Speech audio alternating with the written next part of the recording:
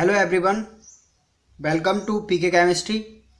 दोस्तों, last video lecture के अंदर हमने डिस्कस किया था आरबीएससी बोर्ड एग्ज़ाम केमिस्ट्री 2020। उसका सेक्शन ए हमने डिस्कस किया था। अब आगे हम सेक्शन बी स्टार्ट कर रहे हैं, जिसमें हम क्वेश्चन 14 से लेके और 25 तक डिस्कस करेंगे विद सॉल्यूशन। जो क्वेश्चन आपके एग्ज़ाम में आए हैं 2020 में और उनका सॉल्यूशन। सही है। तो फर्स्ट, उसके बाद में जो 14th क्वेश्चन है वो आपका फर्स्ट चैप्टर से ही था। इसमें दो पार्ट थे। ज़्यादातर क्वेश्चनों में बस ऐसे पार्ट वाइज दिए हैं ए बी। तो इसको डिस्कस करते हैं फोर्थ क्वेश्चन को। क्रिस्टलीय और अक्रिस्टलीय ठोसों में कोई दो अंतर लिखिए, है ना। नेक्स्ट क्वेश्चन है आपका अशुद्धता दोष को दर्शाने वाला चित्र बनाइए। तो दोनों इजी क्वेश्चन थे आपके। फर्स्ट क्वेश्चन का आंसर है आपका, तो अगर आपको जब भी डिफरेंस लिखना होता है तो हम इस तरह से लिख सकते हैं। दोनों तरफ लिखते हैं, दोनों जिसके बारे में डिफरेंस पूछा है आपसे, और एक लाइन ड्रॉ कर देते हैं। जितने डिफरेंस आपसे पूछे हैं, इसमें दो पूछे हैं, उसने क्वेश्चन में बोला है तो हमको दो ही लिखने। ऐसे नहीं कि अगर हमको चार आते हैं तो चार लिख दिए। जितना क्वेश्चन में पूछा उतना ही लिखना है। फर्स्ट क्रिस्टलीय ठोस का इसके बारे में बात करें तो देखो, इसमें क्या होता है, इसमें अवयवी कणों की व्यवस्था कैसी होती है, एक निश्चित क्रम में होती है। ठीक है ना। जबकि आपका जो क्रिस्टलीय ठोस है, इसमें अवयवी कणों की व्यवस्था क्या होती है, एक निश्चित क्रम में नहीं होती, अनिश्चित क्रम में होती है। दूसरी बात, क्रिस्टलीय ठोस कैसे होते हैं, आपके विषम दैशिक प्रकृति के होते हैं, और अक्रिस्टलीय कैसे होते हैं, समदैशिक प्रकृति के होते हैं। तो इतना छोटा सा आंसर था इसका। नेक्स्ट है आपका अशुद्धि दोष। अशुद्धि दोष में क्या होता है दोस्तों, जैसे NaCl के एग्जाम्पल की बात करें हम, तो इसके अंदर आपके SrCl2 एक अशुद्धि है ना, स्ट्रोंशियम क्लोराइड। तो आपका ये जो क्रिस्टल है, इसके अंदर से Na+ आयन जो है यहाँ से चला जाता है, और इसकी स्पेस पर कौन आ जाता है, आपका स्ट्रोंशियम+2।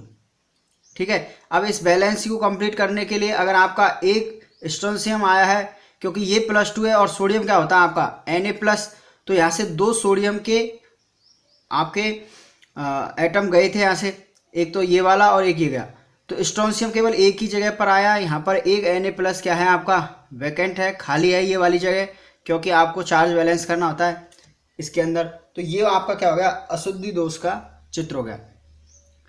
नेक्स्ट क्वेश्चन है आपका 15th क्वेश्चन है आपका सेकेंड चैप्टर से ही है, सॉल्यूशन वाले से। 27 डिग्री टेम्परेचर पर, 27 डिग्री ताप पर यूरिया के 0.0 m मोलरिटी का साइन होता है कैपिटल M, है ना, बिलियन का परासरण दाब ज्ञात कीजिए। उसने आपको R की वैल्यू दे रखी है ऑलरेडी। R की वैल्यू किस में दे रखी है, लीटर ATM पर केल्विन पर मोल। सही है। अब देखो, परासरण दाब कैलकुलेट करने का फॉर्मूला होता है पाई = CRT।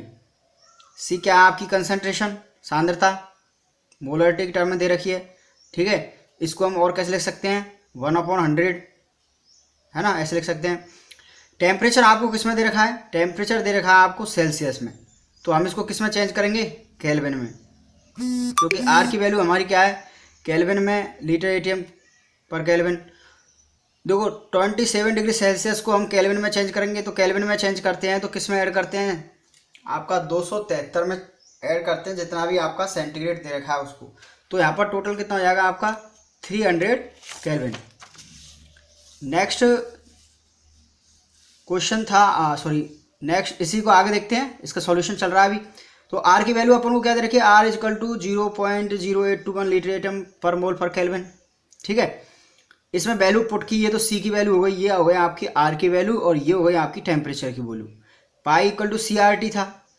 तो जैसे ही देखो, यहाँ 00 है और ये 20, तो ये तो कैंसिल आउट हो जाएंगे। 3 को मल्टीप्लाई करना है तो बहुत ही ईजी इसमें कैलकुलेशन थी, आसानी से हो गया ये। अगर हम यूनिट की बात करें तो पाई आपका क्या है, परासरण दाब है। दाब की यूनिट किस में आएगी आपकी, ATM में, बाकी तो कट जाएगा, कैंसिल आउट हो जाएगा वो। ठीक है। चलिए, नेक्स्ट क्वेश्चन आया था आपका इलेक्ट्रोकेमिस्ट्री से, चालकता के कोलराउस का रूल इस पर फॉलो होता है। चलिए, 16th क्वेश्चन है आपका, यदि 298 केल्विन पर CH3COH HCl एवं NaCl के लिए अनंत अनुताप पर मोलर चालकताओं के मान क्रमशः 390.5, 425.4 एवं 126.4 साइमन सेंटीमीटर स्क्वायर पर मोल है, तो CH3CONO की अनंत तन्यता पर मोलर चालकता ज्ञात कीजिए। CH3CONA की कैलकुलेट करनी है आपको, है ना। तो देखिए इधर आपको किस किस की दे रखी है, उसने CH3COH की दे रखी है, HCl की दे रखी है और NaCl की दे रखी है। ये गिवन है अपन को और पूछ रहा है किसकी, CH3CONO की। तो देखो दोस्तों, हम क्या करेंगे, इस इक्वेशन को इस तरह से सेट करेंगे अपन कि जैसे अगर एक इक्वेशन लिखी है आपने CH3CONA प्लस HCl, हमको क्या CH3COH की इधर गिवन है, CH3CONO की निकालनी है। तो ये रिलेशन बनता है इसके अंदर, इसकी प्लस इसकी ऐड करेंगे और इसमें से अगर हम किसी सब्सट्रैक्ट करेंगे, घटाएंगे इसकी NaCl की, तो हमें किसकी मिलने वाली है, CH3COH की। ठीक है ना। जैसे देखो CH3CONO में CH3CONA के अंदर अपन HCl करेंगे तो इन दोनों से क्या बनेगा आपका CH3COH, और ये अपन को माइनस करना पड़ेगा क्योंकि इसकी अपन को ज़रूरत नहीं है ना। चलिए, कहने का मतलब हम ये कह सकते हैं कि जैसे अपन को CH3COH की निकालनी है, तो ये CH3COH किससे मिलकर बना होगा, उनकी अपन को इक्वेशन बनानी पड़ती है CH3CONA प्लस HCl। इसमें से अपन को क्या ज़रूरत नहीं है, ना तो देखो इसके अंदर Na है ना ही क्या है Cl, तो इन दोनों की जो होगी आपकी अनंत मोलर चालकता, उसको अपन क्या करेंगे, घटाएंगे। तो इस तरह से देखो ये एक इक्वेशन बन गई आपकी। यहाँ से CH3CNO की तो अपन को कैलकुलेट करनी है, बाकी इन सबको अपन उधर की तरफ ले जाएंगे। ठीक है, चलिए इस तरह से कुछ इक्वेशन बन जाएगी आपकी। ये तो ऑलरेडी इधर है ही है, ये इधर जाएंगे तो साइन चेंज होगा, पहले इस प्लस में थी ये माइनस हो गया HCl का, ये माइनस में थी ये प्लस हो गया। अब देखो अपन को क्या कर रखा है उसने, ये वैल्यू तो दे रखी है सारी की सारी, इन सब की वैल्यू को हमने यहाँ पर पुट किया है और उसके बाद में इसका आंसर आ जाएगा। इसका आंसर भी किस में आएगा, सेम यूनिट में आएगा, साइमन सेंटीमीटर स्क्वायर पर मोल। नेक्स्ट क्वेश्चन है आपका, झाग पल्लवन विधि का नामांकित चित्र बनाइए और निस्तापन एवं भर्जन में कोई दो अंतर लिखिए। ठीक है, तो इसको डिस्कस करते हैं। झाग पल्लवन विधि का चित्र आपको बुक में मिल जाएगा। नेक्स्ट पार्ट इसका डिस्कस करते हैं अपन, निस्तापन एवं भर्जन में अंतर। देखो निस्तापन और भर्जन ये आपको क्या है, ऑक्साइड में परिवर्तन करने की टर्म है।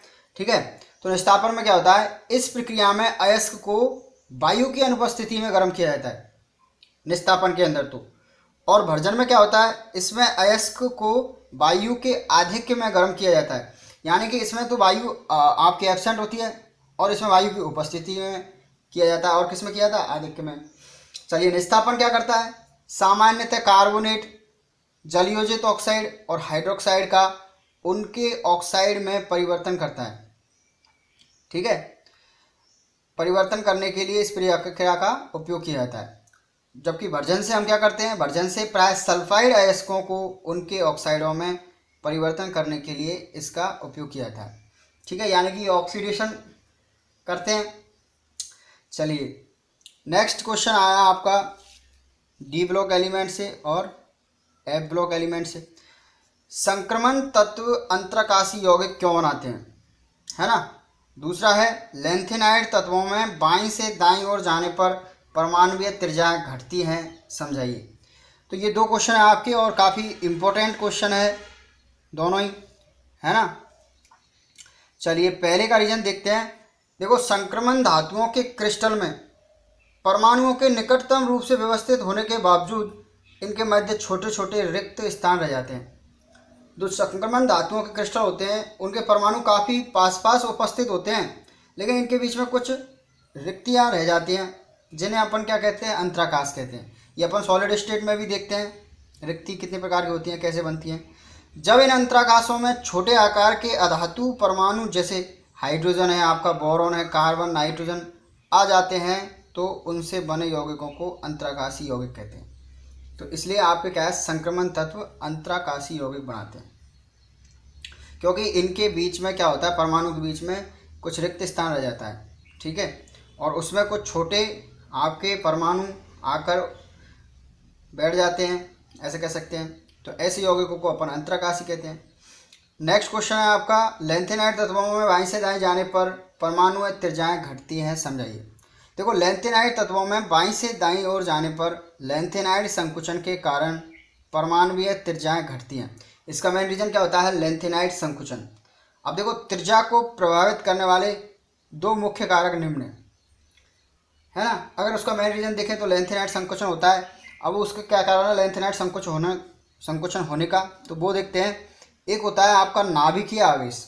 देखो प्रत्येक परमाणु के अंदर नाभिक क्या करता है, सभी इलेक्ट्रॉनों पर क्या लगाता है? आपका आकर्षण बल लगाता है, क्योंकि नाभिक में धनायन उपस्थित होते हैं। ठीक है, कम जो परमाणु का पूरा धनायन होता है वो कहाँ होता है? नाभिक में उपस्थित होता है। तो परमाणु क्रमांक बढ़ने के कारण इलेक्ट्रॉनों पर नाभिकीय आवेश बढ़ता है। परमाणु क्रमांक बढ़ेगा तो आपके प्रोटॉन की संख्या बढ़ेगी, प्रोटॉन बढ़ेंगे तो नाभिक में आपका धनायन बढ़ेगा, जिससे इलेक्ट्रॉन अंदर की ओर खिंचते हैं। अगर नाभिकीय आवेश बढ़ेगा आपका, नाभिक आपके आवेश का मतलब होता है नाभिक अपनी ओर खींचता है इलेक्ट्रॉन्स को। इसके फलस्वरूप क्या होगा? आपकी त्रिज्या में कमी आती है। एक बात ये हुई। नेक्स्ट है आपका इम्पोर्टेंट इफेक्ट, परिरक्षण प्रभाव, स्क्रीनिंग इफेक्ट, सीलिंग इफेक्ट। चलिए, परमाणु क्रमांक के बढ़ने से आने वाला इलेक्ट्रॉन यदि अंदर के कक्षकों में जाता है तो वह बाह्यतम कोश के इलेक्ट्रॉन को प्रतिकर्षित करता है तथा नाभिकीय आकर्षण को कम करता है, फलस्वरूप आकार बढ़ जाता है। देखो आपके जो एफ ब्लॉक के एलिमेंट हैं उनको हम क्या कहते हैं? अंतः संक्रमण तत्व कहते हैं। उसके अंदर उनमें क्या होता है? आपका जो इलेक्ट्रॉन आता है, अंतिम इलेक्ट्रॉन, वो कहाँ आता है? आपके अंदर के कक्षकों में आता है। तो अंदर के कक्षकों में जैसे आएगा तो वो जो उससे बाहर वाले कक्षक के इलेक्ट्रॉन हैं उनको क्या करता है? प्रतिकर्षित करता है। अगर उनको प्रतिकर्षित करेगा तो जो बाहर वाले इलेक्ट्रॉन है उन पर लगने वाला जो नाभिकीय आवेश है वो कम हो जाएगा। इसका मतलब क्या हो जाएगा? आकार क्या होना चाहिए? बढ़ना चाहिए। लेकिन लैंथेनाइड तत्वों में परमाणु क्रमांक बढ़ने से आने वाले अतिरिक्त इलेक्ट्रॉन N-2F कक्षकों में जाते हैं, जो कि काफ़ी अंदर होते हैं। वो क्या है? काफ़ी अंदर होते हैं। अतः ये परिधि के इलेक्ट्रॉनों पर परिरक्षण प्रभाव कम करते हैं। ठीक है, अतः लैंथेनाइडों में परमाणु क्रमांक बढ़ने से नाभिकीय आकर्षण तो बढ़ जाता है, लेकिन उसे संतुलित करने वाला परिरक्षण प्रभाव नहीं बढ़ता। अतः इनके आकार में क्रमशः कमी हो जाती है और उनके परमाणु कैसे हो जाते हैं? संकुचित हो जाते हैं। परमाणु अगर संकुचित हो जाएगा तो क्या होगा? आपकी आकार में कमी आएगी, और आकार में कमी आएगी इसका मतलब त्रिज्या में कमी आएगी, है ना। तो दोस्तों परिरक्षण प्रभाव क्या होता है? प्रभावी नाभिकीय आवेश क्या होता है? ये आपने छोटी कक्षाओं में पढ़े।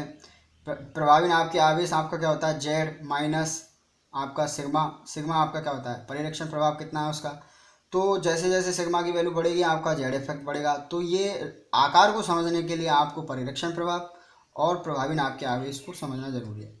फिलहाल अगर हम बात करें उस क्वेश्चन के आंसर की तो वो हमने डिस्कस कर लिया।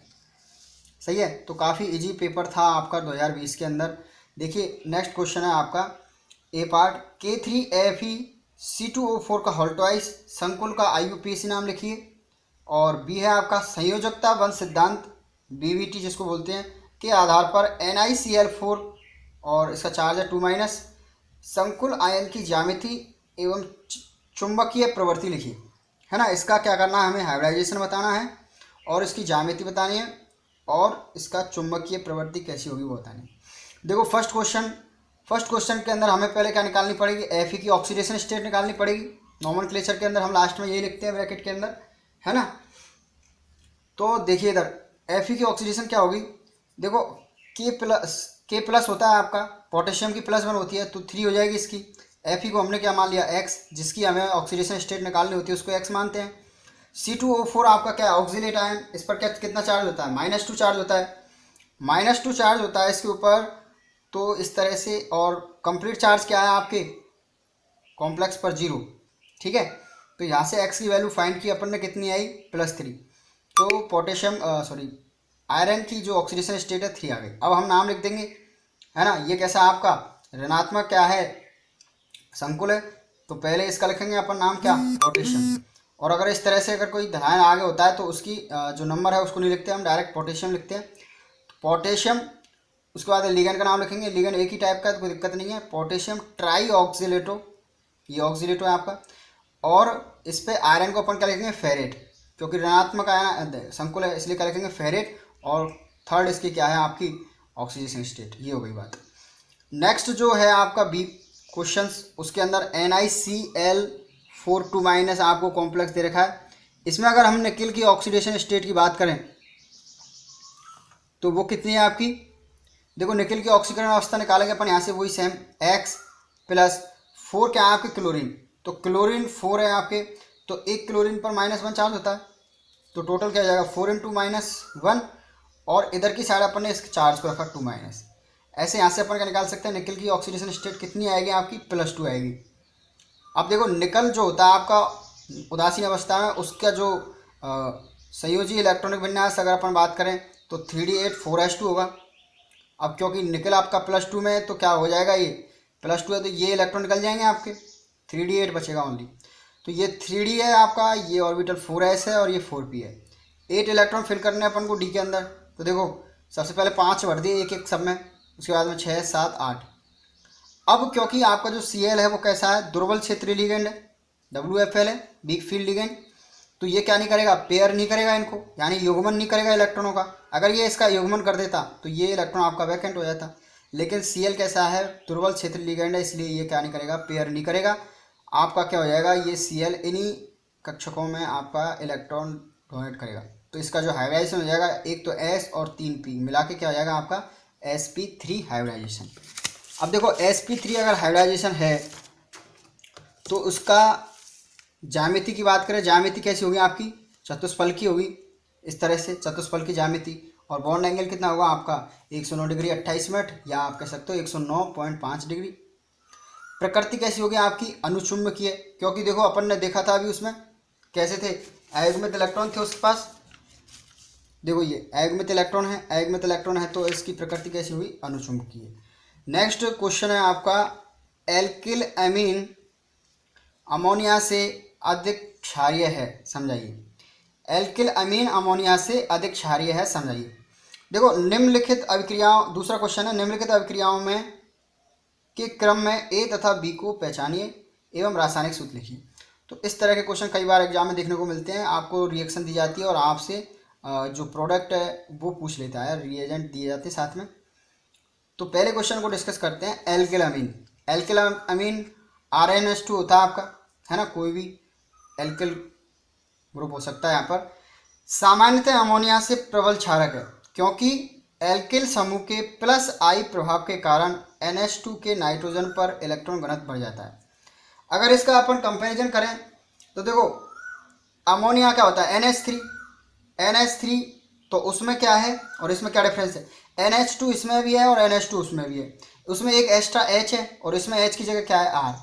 तो अगर अपन +I इफेक्ट की बात करें, प्रेरणिक प्रभाव की, है ना, तो R का ज़्यादा होता है हाइड्रोजन से। और वैसे भी क्षार जो होते हैं उनके लिए +I इफेक्ट चाहिए होता है, जितना ज़्यादा +I प्रभाव होगा आपका उतना ज़्यादा क्षारी हो जाएगा वो।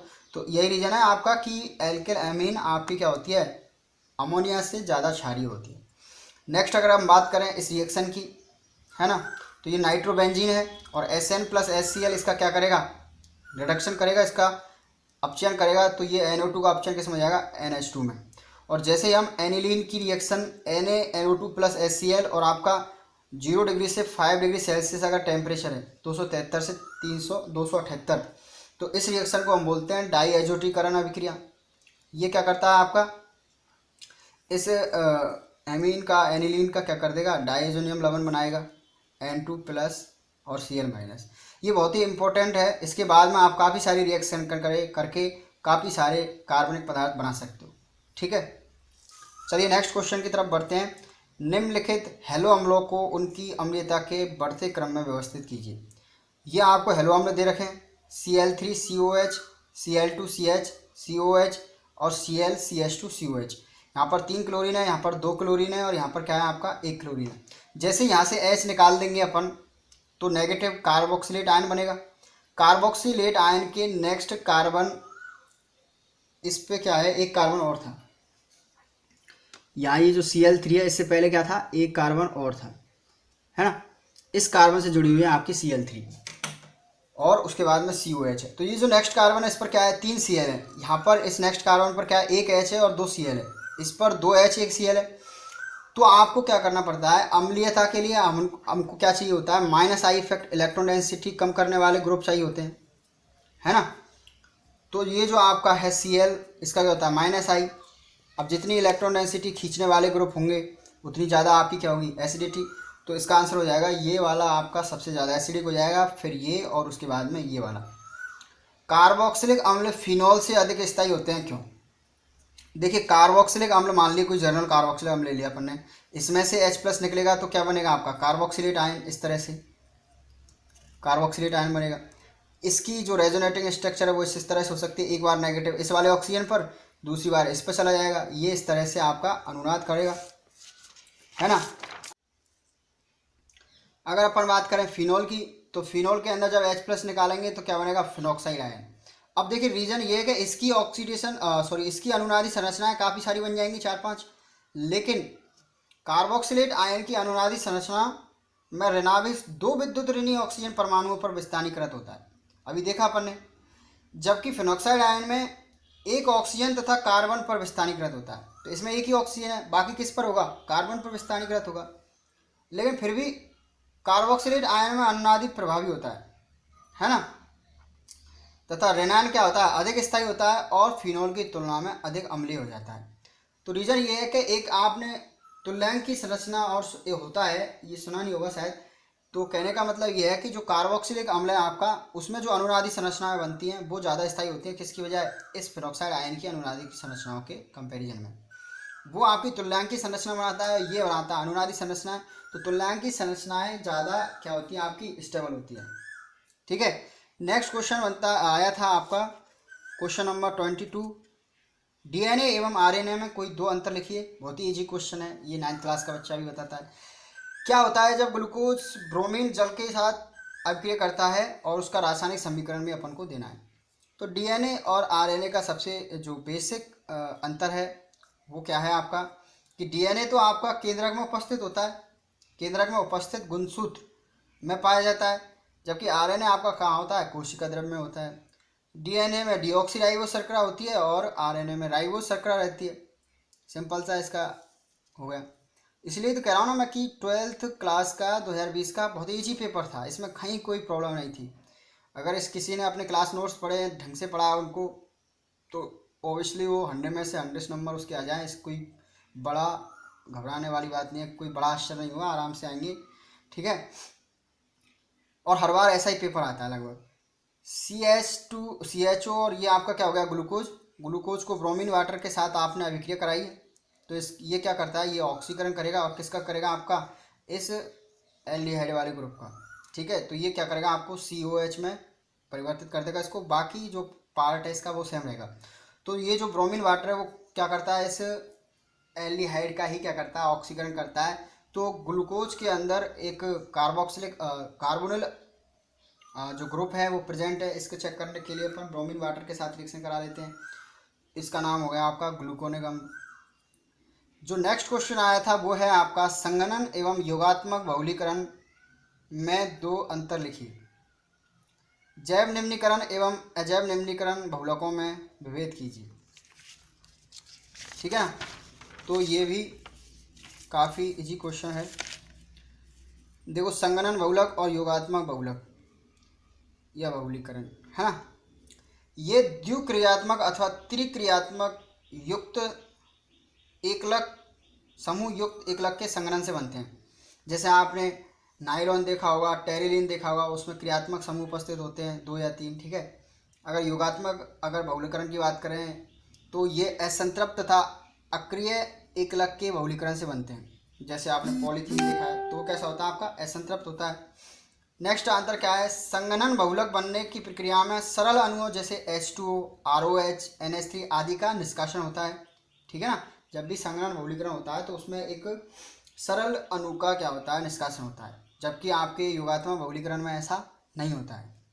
जैव निम्नीकृत और अजैव निम्नीकृत बहुलक में डिफरेंस देखिए।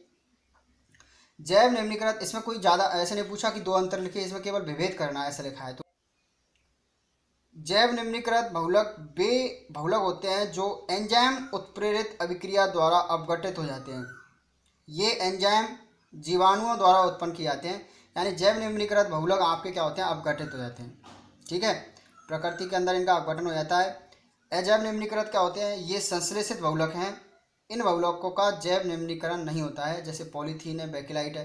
तो ये काफ़ी नुकसानदायक है अपन के लिए, पर्यावरण प्रदूषण के लिए। इनका अपघटन बहुत होता तो है, लेकिन बहुत दिनों बाद होता है, और कई का होता ही नहीं है, काफ़ी साल लग जाते हैं। लेकिन जैव निम्नीकृत बहुलकों का आपका जल्दी अपघटन हो जाता है जीवाणुओं द्वारा। नेक्स्ट क्वेश्चन था आपका बी सेक्शन का, ब्यूट टू इन के ज्यामितीय समावयवों की संरचना बनाइए। और बी है आपका न्यूमान प्रक्षेपण सूत्र द्वारा एथेन के संरूपणों की संरचना बनाइए। काफ़ी इजी क्वेश्चन आया। देखो आपका ब्यूटीन क्या होगा, 1 2 3 4 कार्बन है, ब्यूटीन है ये। इसके ज्यामितीय समावयव क्या हो सकते हैं, ज्यामितीय समावयव के अंदर अपन समकक्ष रूप और विपक्ष रूप पढ़ते हैं। अगर आपके सेम ग्रुप सेम साइड है ना, तो उसको बोलेंगे अपन समकक्ष। अगर सेम ग्रुप डिफरेंट साइड है उसको बोलेंगे अपन विपक्ष। तो इस तरह से इसके दो रूप बनाए जा सकते हैं। अगर अपन बात करें एथेन के संरूपण समावयव की, तो ये हो गया आपका एथेन। ठीक है, वो न्यूमान प्रक्षेपण में पूछ रहा है, तो इसके अंदर अपन देखेंगे दो रूप, ग्रसित रूप और सांतरित रूप। अगर वो दोनों क्या है, एक के जस्ट पीछे सेम पोजीशन में है, जैसे ये कार्बन है आपका, इसके जस्ट पीछे है, और वो हाइड्रोजन भी एक दूसरे के पीछे है, उसको तो बोलते हैं अपन ग्रसित रूप। अगर इसके बीच एंगल अपन क्या कर दें 180, तो इसका तो एक दूसरा यही बनेगा। इसको आगे बनाओगे तो फिर से वही सेम बन जाएगा, है ना, ग्रसित रूप हो गया। और ये आपका क्या हो गया, इसका सांतरित रूप। तो दोस्तों ये बात थी अपन के आरबीएससी बोर्ड 2020 के केमिस्ट्री पेपर के सेक्शन बी के क्वेश्चन प्लस सॉल्यूशन की, है ना। नेक्स्ट वीडियो में हम सेक्शन सी और डी को डिस्कस करेंगे एक साथ।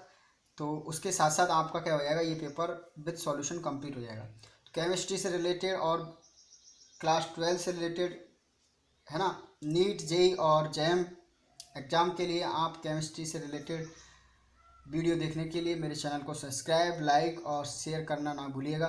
Thank you for watching this video.